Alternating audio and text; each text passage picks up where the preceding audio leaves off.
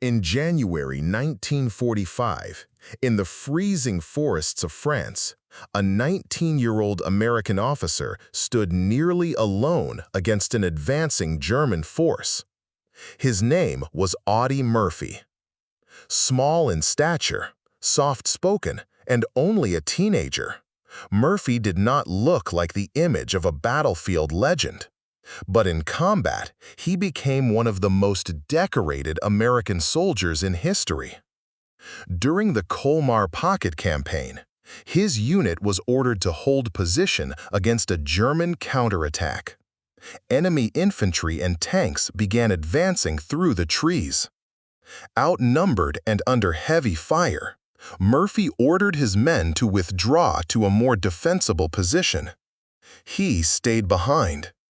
Climbing onto a burning tank destroyer, he mounted a .50 caliber machine gun.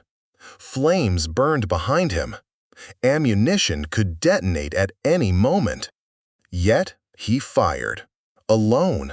For nearly an hour, he held off advancing German troops, directing artillery fire while exposed to constant enemy fire. He was wounded during the battle but refused to retreat. His actions stopped the enemy advance. For this, he received the Medal of Honor. Murphy would later say he was simply doing his duty. But history remembers something more: a teenager who stood alone and refused to give ground.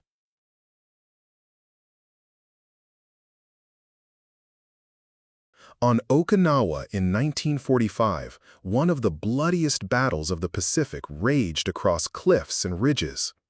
Among the soldiers climbing Hacksaw Ridge was a combat medic named Desmond Doss. Doss refused to carry a weapon.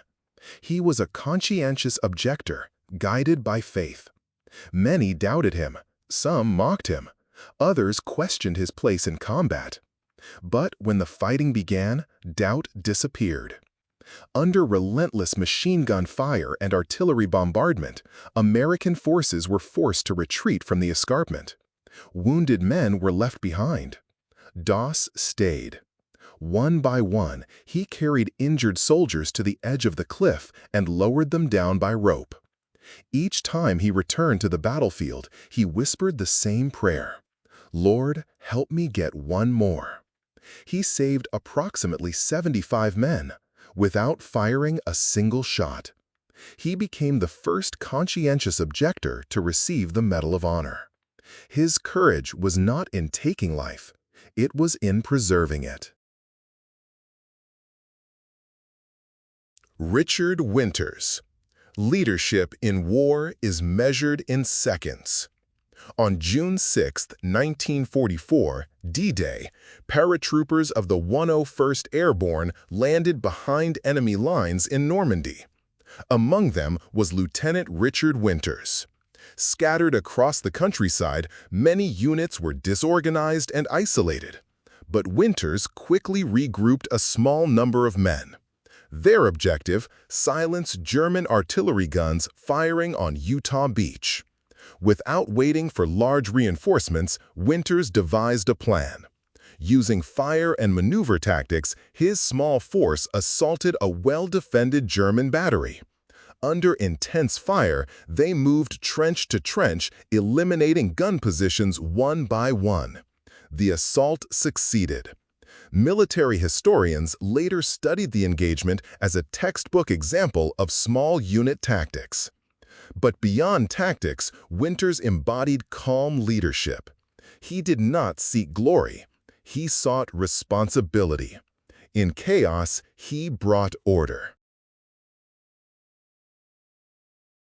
Vasily Zaitsev.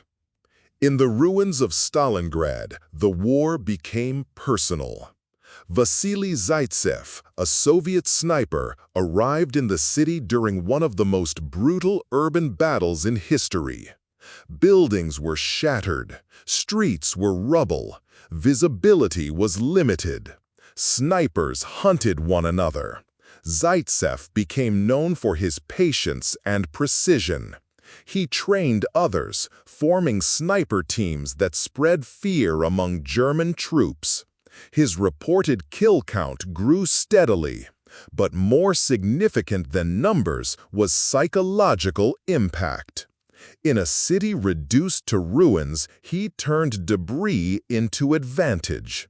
Every broken wall became cover, every shadow a potential opportunity. His presence symbolized resistance. In Stalingrad, survival required discipline, stillness, and endurance. Zaitsev represented all three. Witold Pilecki. Some forms of courage defy comprehension. Witold Pilecki, a member of the Polish resistance, volunteered for a mission few would accept. He deliberately allowed himself to be captured and sent to Auschwitz. His goal was not escape. It was intelligence. Inside the camp, he organized resistance networks, gathered information, and transmitted reports to the outside world detailing the atrocities occurring within. He risked execution daily. For nearly 3 years, he endured imprisonment, starvation, and constant threat. Eventually, he escaped and continued fighting. His reports became some of the earliest intelligence regarding the Holocaust. Courage is often defined by combat, but sometimes it is defined by choosing to enter darkness so the world cannot deny what it sees. Hiroo Onoda. In 1945, Japan surrendered. But in the jungles of the Philippines, one soldier refused to believe it. Hiroo Onoda had been ordered never to surrender. He took those orders literally. For years, he remained hidden, surviving off the land, conducting occasional guerrilla actions, convinced the war was still ongoing. Leaflets were dropped, announcements made, but he believed them to be enemy propaganda. It was not until 1974, nearly 30 years after the war ended, that his former commanding officer traveled to personally relieve him of duty. Only then did Onoda lay down his rifle. His story is complex.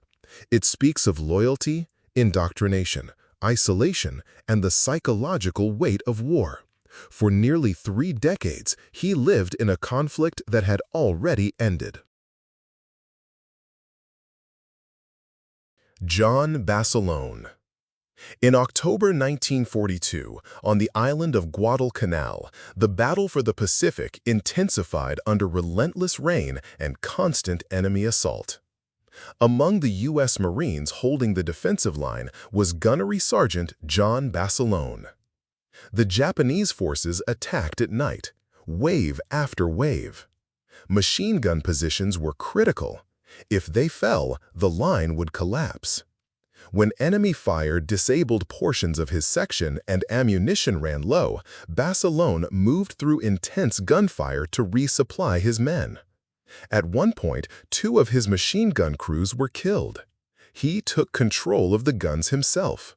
For hours, he helped repel repeated assaults, repairing weapons under pressure and redistributing ammunition across the line. Communication lines were cut. Visibility was poor. The noise was constant. Yet the defensive perimeter held. His actions were credited with preventing a breakthrough during one of the most dangerous phases of the campaign. For his leadership and courage under overwhelming attack, Basilone received the Medal of Honor. Unlike many highly decorated soldiers, he did not remain on the home front afterward. He requested to return to combat. In 1945, during the invasion of Iwo Jima, he led Marines through heavy enemy fire to destroy a fortified blockhouse. He was killed in action that same day. Basilone represents a rare form of courage, not only bravery in a single moment, but a willingness to return to danger when he could have remained safe. His story is one of leadership under pressure and commitment beyond recognition. Simo Heiha. In the frozen forests of Finland during the Winter War of 1939 to 1940, temperatures dropped far below zero. Visibility was limited by snow and dense woodland. Amid this environment, one sniper became legendary. Simo Heiha, a Finnish marksman, operated in extreme cold without modern optical scopes. He preferred iron sights to avoid lens glare revealing his position. Wearing white camouflage, he blended into the snow-covered landscape. His discipline was meticulous. He packed snow in front of his firing position to prevent muzzle flash from kicking up powder. He kept snow in his mouth to reduce visible breath vapor. Patience defined his method. Over the course of the conflict, Heiha was credited with hundreds of confirmed kills, making him one of the most effective snipers in military history. But beyond numbers, his impact was psychological. Soviet troops reportedly feared moving through certain sectors where he operated. He became known as the White Death. Despite his effectiveness, Heiha remained humble after the war, rarely speaking about his actions. He was severely wounded near the end of the conflict, but survived. His story reflects a different kind of warfare, one defined not by large offensives, but by individual precision, endurance, and adaptability to environment. In extreme conditions, survival depended on stillness and calculation. Heiha embodied both.